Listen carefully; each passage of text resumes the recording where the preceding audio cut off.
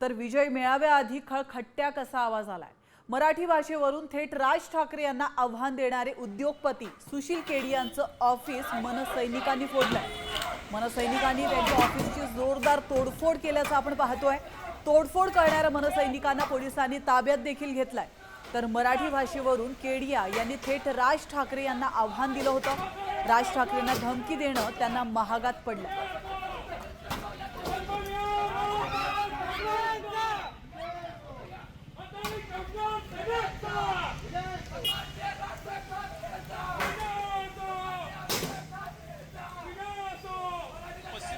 मी 35 वर्ष तो मुंबईत राहतोय, गडगंज श्रीमंत झाला आणि आज तो मराठीला बोलतोय की मराठी बोलणार नाही, तो पण तोऱ्यात।